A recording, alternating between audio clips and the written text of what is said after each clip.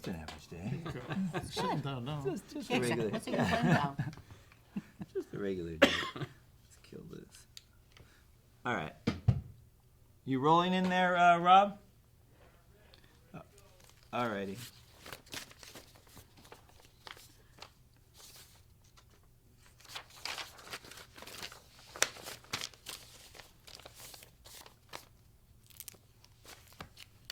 Okay, here we go. In 5, 4,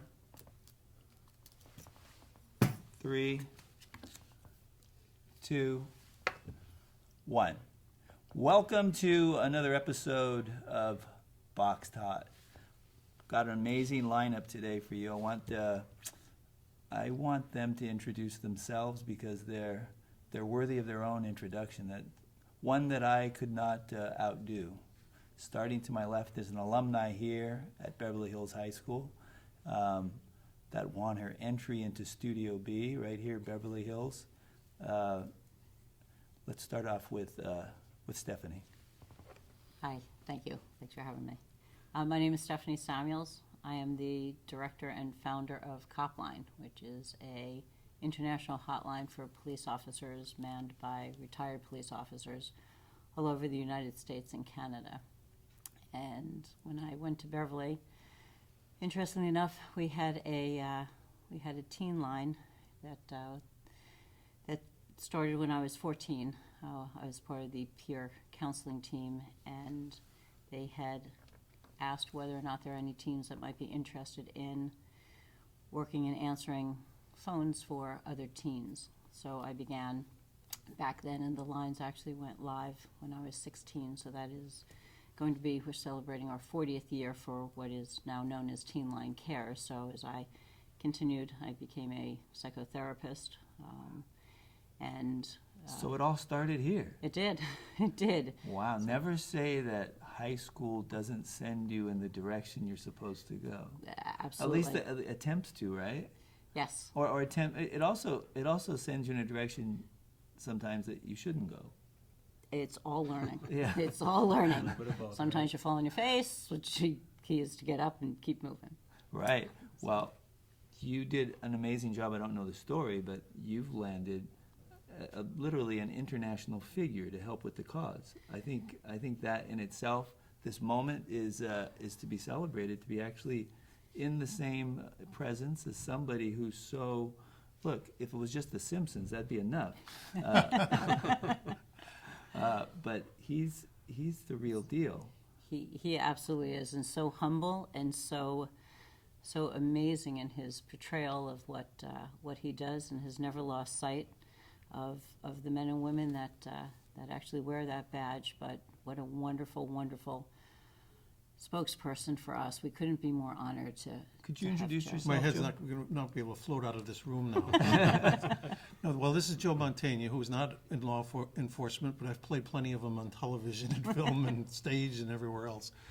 Well, thank you for those. Thank you for those comments. But and Fat Tony too. There's somebody from the other side of the law. Speaking of The Simpsons, I've been doing that for 30 years.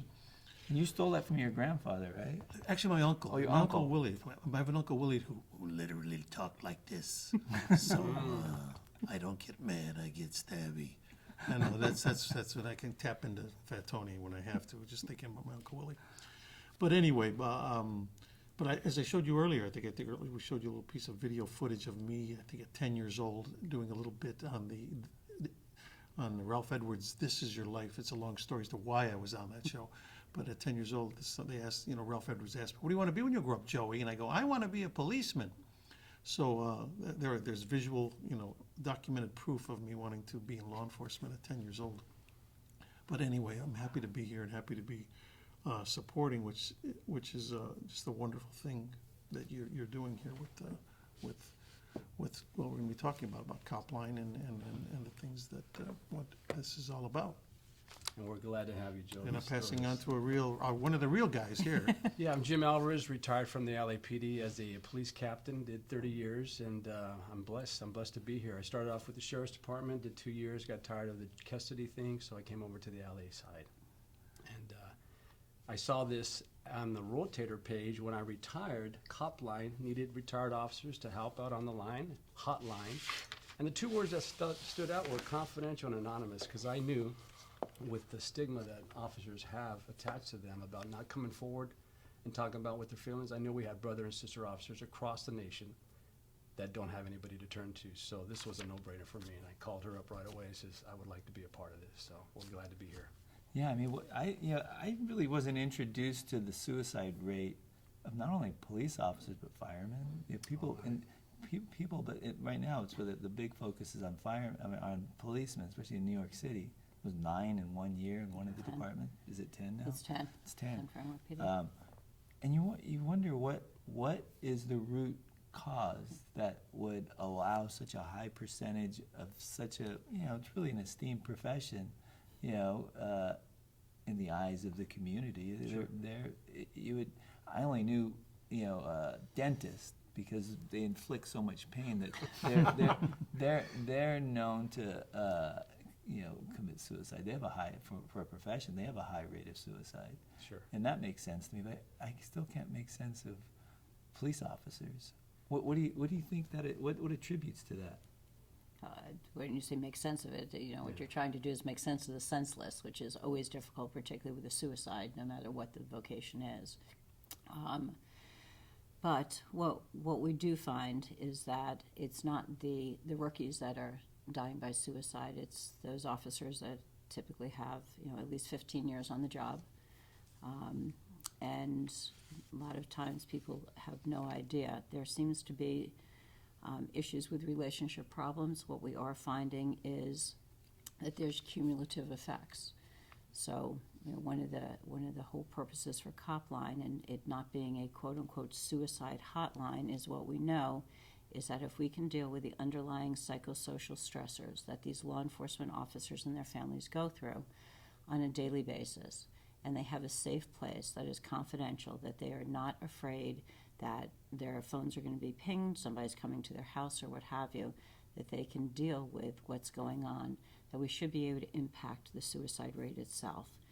And, there had been a study done many years ago with NYPD by a woman by the name of Dr. Ivanov, and what she had found was relationships was the number one reason for officers to die by their own hands, and that job stress was at the bottom. So I wondered, because when you look at research, you wonder whether or not, if they weren't in that job, that they would have had the relationship problems, and I don't think that that's what it is. But this is really a population that they want to protect their loved ones. They don't want to go home and talk about the evils that they have seen and the decisions that they've made, and so they typically try and reconnect at home and keep the other real negative stuff to themselves. They don't want their spouses to worry, and there's only so much that you can keep just shoving down and shoving down and shoving down until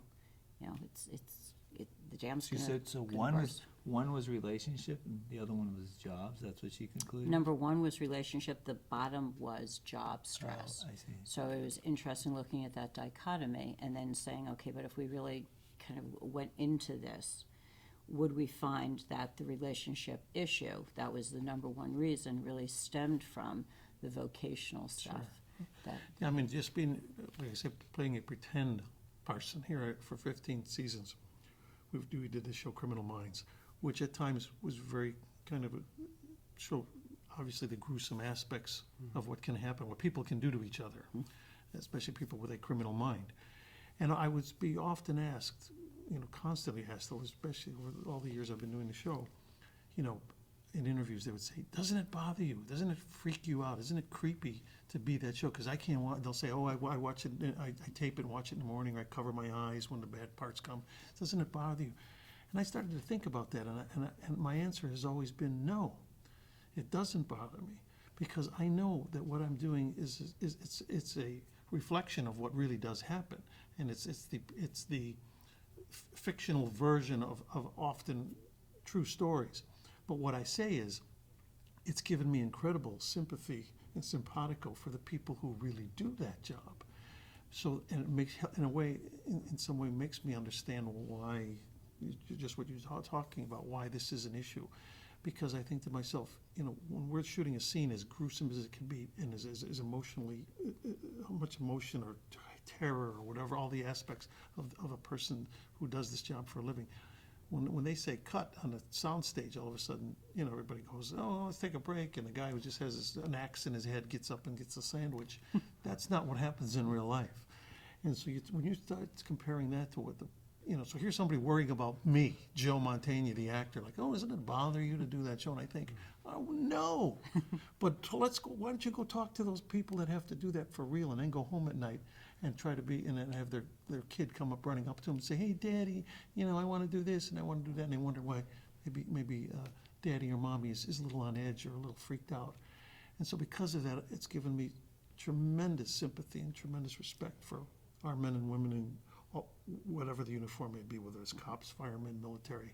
But in this particular instance, they're talking about the police.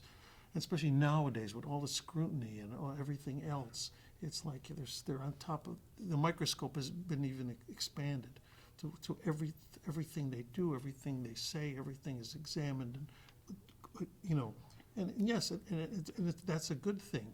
But the stress it must create is just, it's unbelievable. It reminds me of somebody going into battle, you know, sending them to Desert Storm or sending them Sure. to Vietnam, and they do the job, they do exactly what they were sent to do, but there's no relief on the mental side of it. There's no relief in just the humanity that somebody needs an outlet, like they should be on for 3 months and off for 3 months type of thing, because Sure. it's just they're not a school teacher. Do you know what I mean? Even a school teacher is off for 3 months. But the idea is it's there's no balance. In I think the exposure to those type of inhuman kind of effects have a wearing effect on anybody, unless you reach a real early conclusion in life that you don't carry stuff. You know, to be able to release stuff. Oh, yeah. I have this. I was talking to Jim earlier about one of the dialogues I have in class. It's to help students either get off drugs or get their mind clear of it's only high school. Don't take it so seriously type of thing. And the conversation goes like this. And how I explained it to Joe or Jim was.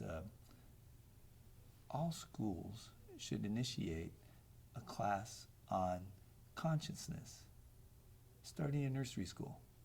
The whole concept of consciousness, that this is what consciousness is, and we should graduate each year to a better understanding of what consciousness is. We're born into the world, these infinite beings. For 7 years, we're living in this world of wonder right here, right now. And during that time, we collect all these experiences. Those experiences are put on a hard drive over here to be used for day-to-day operations and to add to them. Right around 7 years old, you get a knock on the door. That hard drive's now accumulated enough information that it's become this little alien intelligence. And it says, hey, Joe, I got this. Take a back seat. I'm going to drive your ship. I got all the answers to everything. I'm going to tell you when to pull that blanket over your head. I'm going to tell you when to be scared, when to be happy. I'm going to have you label. All the labels will be pre-labeled. I'm going to say, hey, don't let that mofo get away with that. Go kick his ass, Joe. And it's useful and it's completely necessary. But that's only connected to a hard drive. It's not connected to your breath. And that you have to realize that's the most valuable piece of gear you'll ever have. But it's not you. It's not the infinite being. And that if you cross-reference everything that comes through with the infinite being and take the driver's seat and say, thank you, that's an amazing computation, nice, but it doesn't apply to this moment. I'm not going to run that guy off the road because maybe he's having a bad day, right? But the idea is, you know how you live a nightmare? A nightmare is when you're all into the dream, and you have no say in the outcome. Then that's a dream when you're all in. Then there's a lucid dream where you got one foot cocked in the door of consciousness. And in that dream, you become the hero, and you now create the outcome, right? During daylight, that's when you're sleeping. During daylight, if you're all into the hard drive, and you allow that voice that talks to you 24/7, the idea that you're running my ship, you live the nightmare during the day. But if you put one foot in consciousness, you change that. just the recognition that the hard drive isn't you, but the hard drive is this amazing instrument that's going to reference stuff, but it's not you. You is only here in the present moment. If you don't recognize that, then you live the nightmare during the daylight. There's an aspect of that, and when I tried to bring, for those many years I was doing Criminal Minds, I tried to bring, and I talked to the producers about it and the writers about it, wanting to bring humor into the characters and moments whenever possible, and sometimes in very macabre situations. And where I partly got that from, and Jim, you could probably relate to this, I was doing a movie called Homicide in Baltimore years ago. And so in order to get us, as part of the research, they had to sit down with two Baltimore hardcore homicide cops, myself and William H. Macy, who played my partner in the movie. So these guys came in, and I'll never forget it. We're sitting in a room. They said, these are the two real homicide guys. They want to talk to you, Joe and Bill, to kind of give you, in the next hour or so, maybe a snap thing of what it's like to be homicide. So I noticed they had a big book with them. And they laid it down. They go, okay, boys, you want to know what it's like to be a homicide cop? Okay, we thought we'd bring you some visual aids. There you go. And they started flipping those pages. Now, I saw it on Bill's face. I saw the blood drain out of Bill's face as they were showing us some of the most horrific kind of photos. This was like that murder book, the thing that he's showing us, stills that the coroner Faces basically of took. death. Oh, I mean, and done in the most extreme things, like you think to yourself, this is really, people do these things to each other, and these guys are looking at us, just kind of basically seeing what the reaction is going to be. And I'll never forget Bill saying, he started to lose a little bit. He's going, I got a costume fitting in about 10 minutes. I'm going to have to go. So he goes, and I realized, and I knew what was going on. I'm saying, no, I'm in, boys. And they're looking at me like, you going to go? He goes, no, I'm there. I get it. And so then we finished the book. And then we start talking about, okay, I get it. I see what you have to deal with every day. But as they were showing some of the pictures, they would actually start to make a little joke about some of it. Like, oh yeah, this guy, doesn't he look a little bit like the Pillsbury Doughboy? Because, in reality, he had been had been sitting out there for months and he's bloated and exactly right. That he says, if we didn't laugh, find some kind of humor in that, we might go home and take that pistol and put it to our own heads and blow our heads out. He says that is just what you said. Maybe you could. Yeah, you mentioned comment on exposure that. and you mentioned horrific, so we can never forget obviously what our officers are dealing with today. Obviously, they deal with shift work and frequent shift changes, modified deployments on holidays and special events that occur. They are pulled in multiple directions, obviously. There's forced overtime for shortages in manpower, but they're responding to the most horrific incidents today in modern day history, which is the mass shootings. So they're taking all that in. And we have to remember, officers from day one are being groomed to be the saviors of society, right? How dare a peacekeeper show any weakness? Because if they show weakness in the field, we know what's going to happen.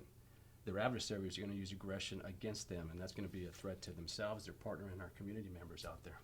So these officers, here's into the stigma. They're keeping this inside. It goes into their personal lives, and they're not going to talk about those photos on the dinner table with their family because you just can't go there. So everything's staying inside. There's no outlet, which is why Copline exists today, because we are out there, retired officers, willing to take that phone call, because sometimes they don't have anybody to turn to, and that's the reason we're here. I'm going to piggyback on that because it's not all retired officers that can take these calls. So the vetting process is pretty tight, and what we have found, so we've gone through seven classes. We've only had three classes where everybody has successfully completed it. A lot of that has to do with not the fact that we're these tough-ass people that are kind of jamming them up. The role plays get more and more difficult. They get more and more significant, and although these people are more than qualified to answer these lines due to their CV and what they've experienced, what they're struggling with is the emotional connection that you have to have. It's really understanding what empathy is, not sympathy, but empathy, and being able to get in this hole with your fellow officer and being able to sit there with them. And that requires you to feel pain. It requires you to be real. And it is probably one of the most daunting tasks to ask somebody that has completed their career to actually go back in that hole and now sometimes do what they have not done in their entire careers and that is to feel. So, you know, I think sometimes when people, okay, you know, this is great, they're retired officers, they understand. They're not just retired officers that understand. They have been vetted and they have been put through hell. And we look at their own critical incidents. Our role plays are typically have to do with stuff other officers have been involved in. It's myself and another clinician, police psychologist, Dr. Jay Magdeman, who is with LAPD, that comes up with a lot of these role plays, and I know our volunteers like Jim have also done that. So they're the real deal. They're not just stuff that you know people make up. They're what we have experienced as clinicians, working with law enforcement, what our officers have seen. And so when somebody does call those lines, and when people have wanted to volunteer, and they're like, I've been through all of this stuff, and you know, I'm great. I was a hostage negotiator. I did this and that, and I have no doubt they're incredible. But the question is, can you feel? Are you prepared to go into a world that a lot of times you have absolutely avoided at all costs? And that's really why we've only been able to complete 3 full classes of individuals without people, what we call self-excluding, finally saying, you know, I thought I was ready, but I realize now I'm just not. So. When you say classes, what a class constitutes someone who's going to be on the other end of the phone? Correct. So that there's a vetting process. So they fill out a questionnaire, which goes to me. I then make the phone call. I vet them on the lines, and then we invite them to where the next training's going to be. So our next one's going to be in Texas, because don't forget we're international, so it's not always convenient. Right. But I have found that cops are more than happy to travel. Yeah. And God bless them, because it's at their own expense. We pay for the training, but they cover all of their expenses otherwise. So that's also difficult, but that's not a guarantee that you're going to end up answering the lines. Right. So it's 40 hours, and it is 40 full hours from morning into the night of doing, you know, learning, as well as a lot of role plays, which is just grueling. One of the things that I noticed after 3 decades in law enforcement, I've been to my share of schools, and the team teaching with Stephanie and Dr. Jay is outstanding. They cover so many topics that are good for retired officers now to put on that new hat and start saying, okay, I got to listen to those key words that they're teaching me, and that's where they perform on the lines. Yeah, it's no doubt a special learning that, you know, you got to have the right kind of temperament and the right Sure. kind of persona, and the you know, it's not easy to, I mean, you could spot someone who's useful, right? And you could spot somebody who's a detriment, Sure. right? It's a really fine line. The most difficult thing is so that we teach active listening skills. So what have cops been doing their entire careers? Giving advice. Right. So when we have the first questionnaire, they're like, I'm really good at giving advice. And I'm like, awesome, this is going to be hell for you. It's just like you look at this and you think, we got a higher mountain than you think. Because this is absolutely not about giving advice, because to be non-judgmental, it's not about giving advice. So it's about understanding active listening skills, and that toolbox, which very few of these guys have, that toolbox. So it's really learning that, you know, this is a screwdriver. It's basic. There's a Phillips head. There's a flathead. We're going to start with that. Walk me through if I phoned the hotline and I was an officer who was just at his limit, and I'm going to talk to you, and I don't know who you are, but you answered the phone, and I'm at my limit. I'll tell you why officers call us, and then I'll tell you who calls us. So they call us for a variety of reasons. It could be marriage problems, anger management, depression, peer pressure, them versus us mentality, not only society towards the cops, but also management. That's their perception now. PTSD symptoms. A lot of our folks deployed in the field have prior military experience, so they've been treated for PTSD when they were severed their service time. So we have that as well, up to thoughts of suicide. So we have a gamut of what we're going to be dealing with. And the folks that call in, officers of all ages from various ranks. We could have a rookie officer who just was not prepared for the graphic violence that they're dealing with daily. The stress, the trauma, they can't handle that. So they want to reach out to a retired officer and try and look at some coping skills or some tools that they can get in their belt as they start their career in law enforcement. We've had some guys that 19 and a half years on the job, 6 months away from securing their pension, but because of some error in judgment, civil or criminal case, their reputation, their career, and their pension's at risk. So their world is caving in right now, and they're at the end. So we have to deal with that as well. And a lot of times we get some retired folks that are just lonely and depressed. Their social network is gone. No more anniversaries or functions due to distance, traveling, finances, health problems, and they just need all someone your to talk buddies to. have died on the way. Exactly. So Yeah. we get the full range of people calling Wow, us in. that's a gamut. And of course, family members, which is a great conduit for Copline to help out folks that don't have any way to go when they're dealing with a loved I one. could give you another example too of a situation where I was privy to be part of that opened my eyes to about what kinds of things you have to go through and the ramifications of it. I've spent, because of being on the show Criminal Minds, which deals with the FBI, I was able to go to Quantico numerous times and actually spend time there. And then I do another show on the Outdoor Channel that also gave me an opportunity to go again. So I spent a good amount of time at Quantico. And one of the times there, they said, we want to run you through our simulator course, because it's like the most, a lot of police departments have them, a lot of organizations have, but the one at the FBI is like the platinum one.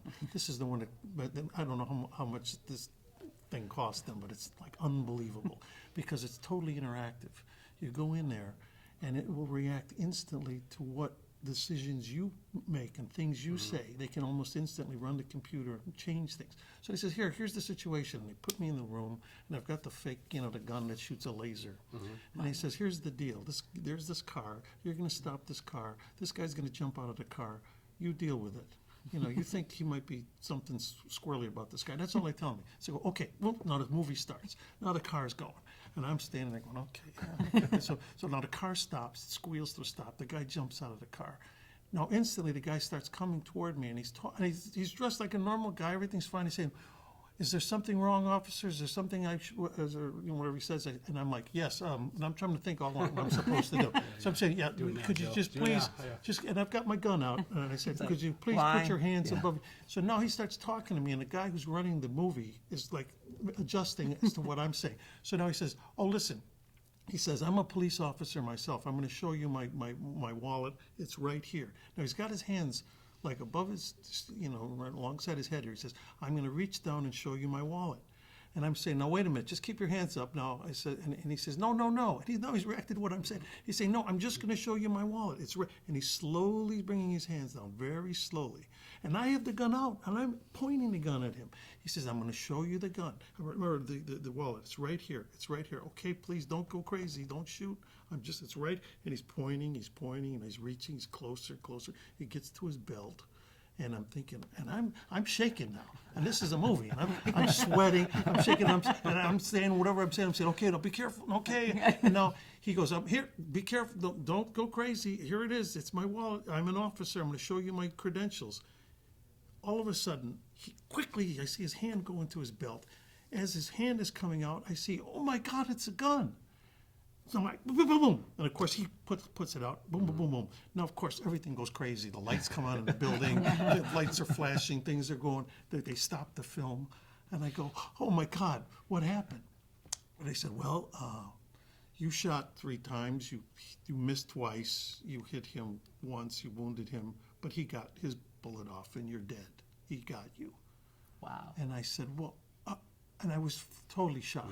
I said, what was I supposed to do? I mean, the guy, and then they explained to me. They said, we've worked it out scientifically. He knew he was going to shoot you. He had the gun. He knew what he was going to do. So when his hands reached and they explained it to me, at the certain distance between his hands and his belt line, the amount of time for him to have made the decision, I'm now going to pull the gun and shoot, that is that much quicker than you going, oh my God, that is a gun. Even though it's already aimed at him, I'm going to shoot him before he shoots me. It's too late. So I said, what should I have done? And they said, the second he dropped his hands below his shoulders, when you told him to keep him up, you were justified to shoot him. Wow. And I said, and then instantly I realized all those incidents where they say, "Oh my God, that cop shot that kid because he hit," and all it was a phone, a cell phone, or it was this, or it was that. And I brought that up. I said, "So you mean?" I said, "So if." It made me realize every person out there should have to go through the same simulator thing. So before you make a snap judgment about, well, why did they do that? It was a toy gun, or it was just they were coming at him and the thing wasn't really loaded, or it was like, it made me realize at that, the difference between a fraction of an instant was the difference between me being dead or me not being dead, and made me appreciate. Now, if I'm doing it through a movie, and I'm breaking out in a sweat, I'm getting a headache, and I'm thinking, what if the guy who's really had to do this? And so it all ties into just why, this is what your daily job is, and you have to deal with those kind of decisions, Right. and then be punished for it when, not because you made a mistake even, you could have might have made the correct move, but what it's going to come out is, oh, they shot this guy, and all it was a wallet. But, Sure. Yeah. but if it would have been a gun, it would have been a whole different scenario. Oh, policeman was killed today. Right. Too bad he didn't get his shot off first. Sure. Rookies might have to be treated for a little PTSD. Yeah. So he was only acting.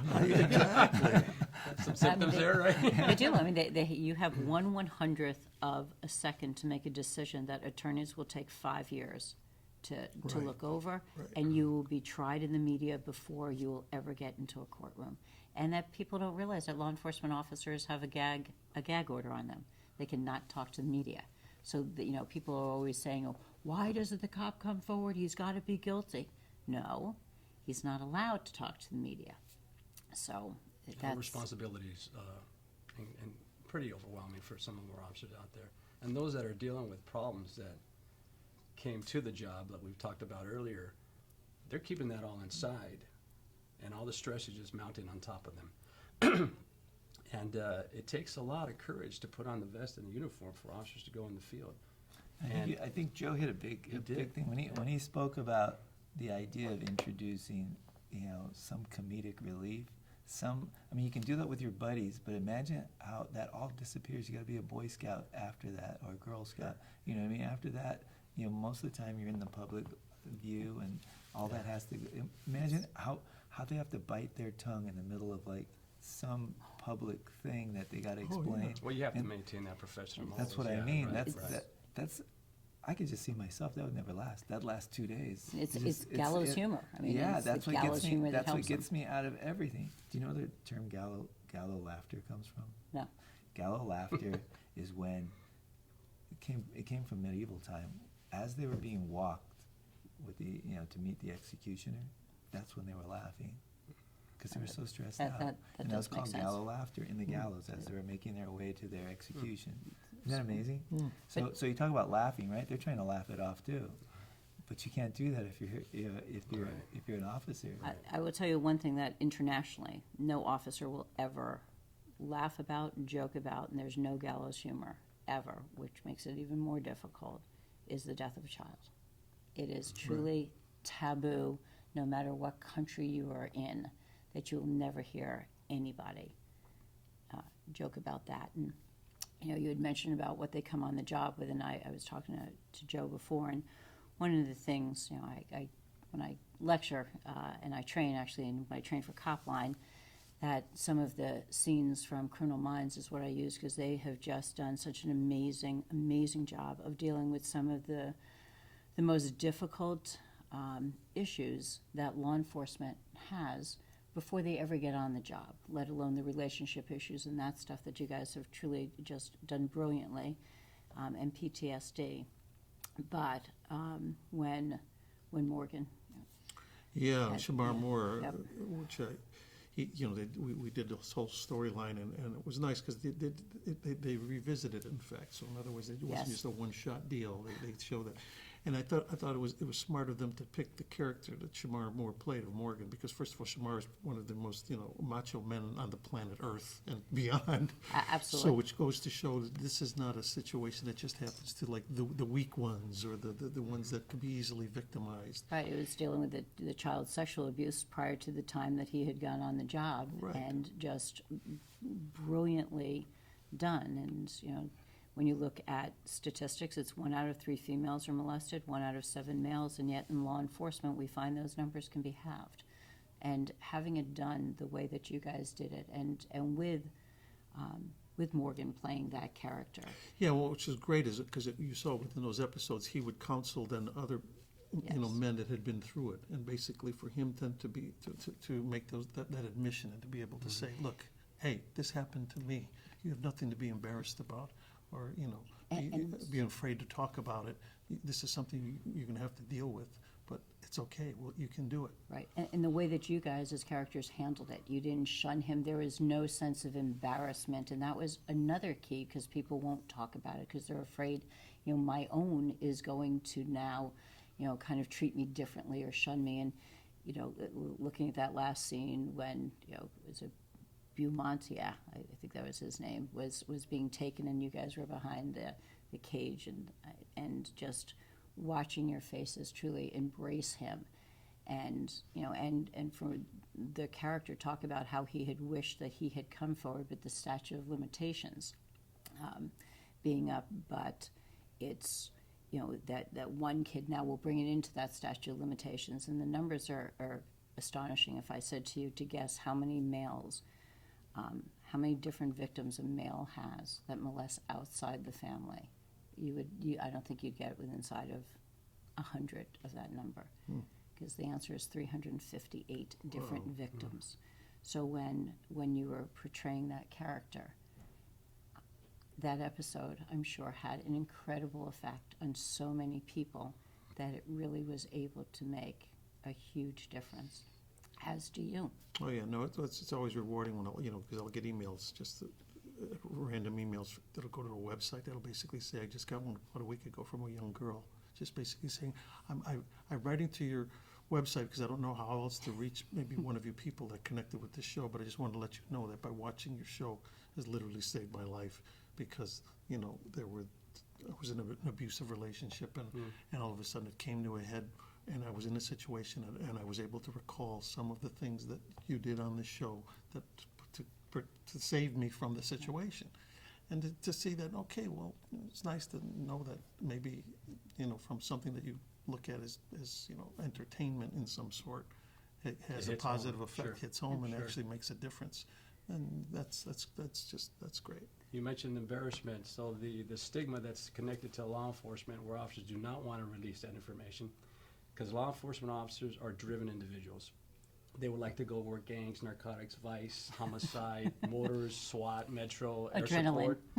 And if something gets out in the open to their agency about their personal lives, their personal problems, they feel that their career is tainted, and or maybe it could lead to losing their career in law enforcement. So the stigma is real and the fear is real for our officers across the board, nationwide, internationally, and that's why they hold and maintain everything inside. It's crucial for our officers to have some type of established support system, whether it's a family member, a friend, someone on the job, off the job, somebody that they can release that pressure, vent to, and talk about. The cop line provides it when they don't, and like I said, it covers the full gamut of folks that are out there. We've gotten calls, most people, because we're in California now, and I'm back east, is most people don't realize that. So in the Midwest, so on Monday you've got officers who were working at 7-Eleven. On Tuesday they now have a gun badge and patch. They can Good point, patrol areas the size of Delaware, single patrol, no backup, no protection, $12 an hour, and they don't have to go through the police academy for 12 months. Wow. And that's what we're looking at. So, sometimes I think we become jaded. One of the nice things about being national than international is really kind of looking at this nation and going, oh my God, like we, LA and California is target rich with some of these things, East Coast or what have you. But once you start getting into the Midwest, these services just aren't there. So it's not unusual for us to get a call from somebody who, we've got to worry about cell service, but is patrolling and is scared and just wants somebody on the other end because they're in the middle of nowhere Right. to talk to. And they're not trained. I mean, and that is insane to me that is still done. Wow. That's it takes a village, right? And it's Yeah, kind sure. of it's the missing components that make up the difference when things starts to when a situation starts to fall apart. Mhm. It's usually the problem that usually creates any relationship problem is always culminates in an explosion, right? When you have in anybody, it could be your girlfriend, your wife, your coworker, whenever there's a problem, the problem is because there's a lack of communication. It's because somebody's needs aren't being met, or someone's getting stepped on, or something. And if you love what the situation you're in, you're gonna make noise, right? That's why fighting's good. Fighting isn't always a bad thing, because a fight is the end of the beginning to get what you're missing or get something corrected, putting it back into perspective. A partner who stops fighting is a divorce, right? I'm not talking to you anymore. So if you're not talking, the fight is on, and it's not going to get any better because I'm done with it. So the beginning of getting back to neutral is always a conversation. It's in a conversation. In this state of mind is you're at your wit's end. If somebody's going and they're a cop and they're calling a stranger, that's how The fight could end deadly for one of the participants, Yeah. which is not a good thing. And it's not Right. a stranger, it's a fellow officer, and they know that calling that it's going to be a retired officer. So there's some bond already. Oh, there is. And once they start asking a couple questions and they vet the listener on the phone, then it's on. They can tell you your real name. Sometimes they can keep their names bogus, obviously, Yeah. anonymous. But they let you know everything about their problems, and Right. they just open up. What is I'm just curious myself, what is average, how many do you get in a given day or on a So we average anywhere between about 120 something to 160 calls a month. month? Okay. So, and part of that is the need to be able to help spread the word, and with your generosity and doing all that you've done for us today, and that we'll be able to do that. Podcasts, public service announcements, is to be able to spread the word, and we know that the lines are being utilized. So there's two states in particular, which is Texas and California, that we've had our most amount of publicity. Those are our two highest calling states. A news network had picked us up. They did a hometown suicide prevention. Police emergency. Yeah. Yeah. Yep, on one of their shows, and they vetted Copline themselves. They actually called the hotline, which we didn't know, and we saw a huge uptick from the East Coast. So our number one calling state has actually been New York, which we are grateful, truly grateful that's there. So we know once the word spreads.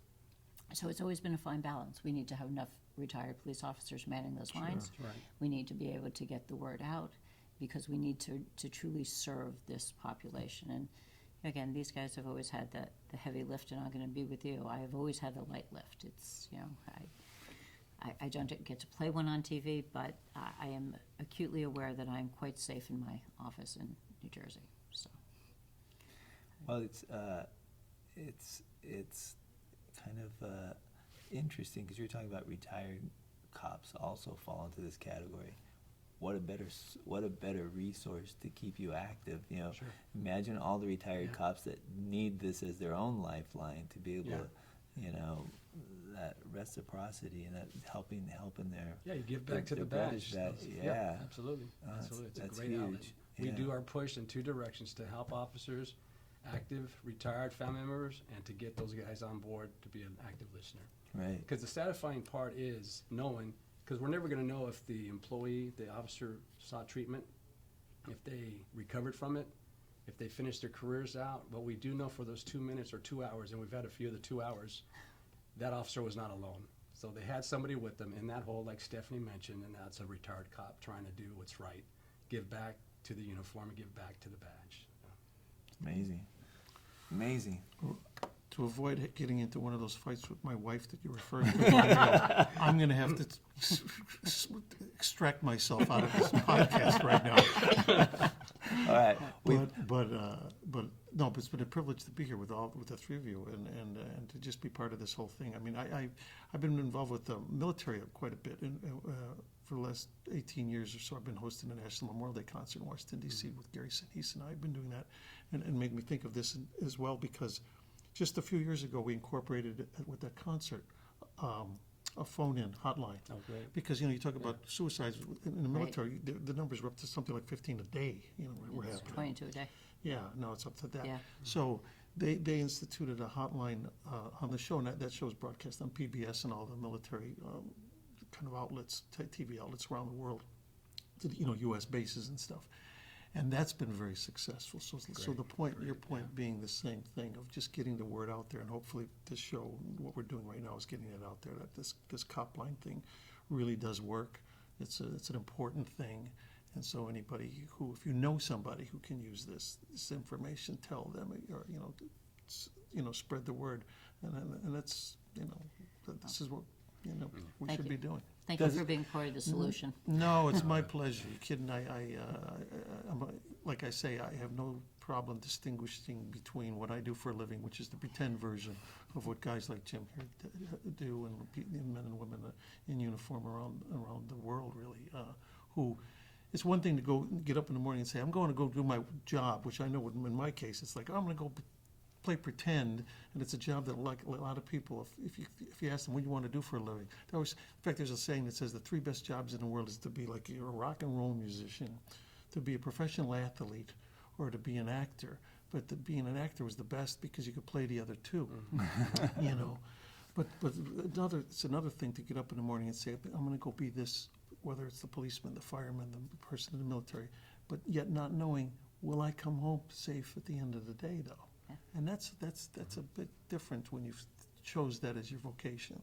So I know I personally will never, forget that, and it's so I'm happy to whatever to lend whatever support Really to appreciate what that, you do. So thank you for what you do, and carry on. Carry on. Well, that brings this episode of Box Tot to a close. I want to thank Jim. I want to thank Joe and Stephanie who brought this all together. This is a hot topic. Cop line. Do what you can. Really, it's one person makes a difference. We're all connected, and anything you can do to promote this worthy cause is going to help this planet. Thank you. Until next time. So long. Great. No, my pleasure. Thank you, sir. Appreciate it. So we'll let you get home to your wife. Can we take a picture with you? Yeah, absolutely. Yeah, why don't you step Yeah, and only because you know who Patty Lapone is? Could I get one quick signature from you? Patty Lapone. Yeah, she was like the lead. She the original. Oh, yes, yes. All that, and- Yes. Can you Anyway, just sign this, Joe, real quick? This is our guest book. The last person in here was, Should we hold this up? Oh, yeah. Another Italian. Yeah, so you guys can do whichever. Find a spot. Here we go. Just to you personally? It's Or is to, it to it's to this? us, yeah, it's my book, but I do it, anybody who gets into the studio. We had, who's the guy who did Gremlins? Gremlins was, his name is, who did Gremlins? Joe Dante. Joe Dante. Oh, He was the is it- last person to sign the book, another Italian. Nice Italian boy. Let me get a Well, you got a great name. photo. podcast. A name like photo. Romeo is such a good name. Oh, yeah, that's my dad. He made sure I had, Do you want us down or up? Yeah, I mean, I'll take it with my camera and I can send it to everybody, or I can take it with a bunch of cameras. Emily can you take got good pictures. Yeah, I'll take it too. Yeah, the light would be good here. This video. Oh, you're right. Sorry about that. Hang on 1 second. Okay, here we go.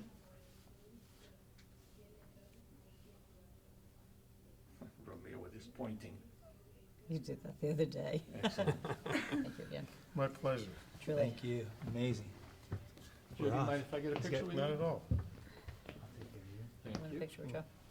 Yeah.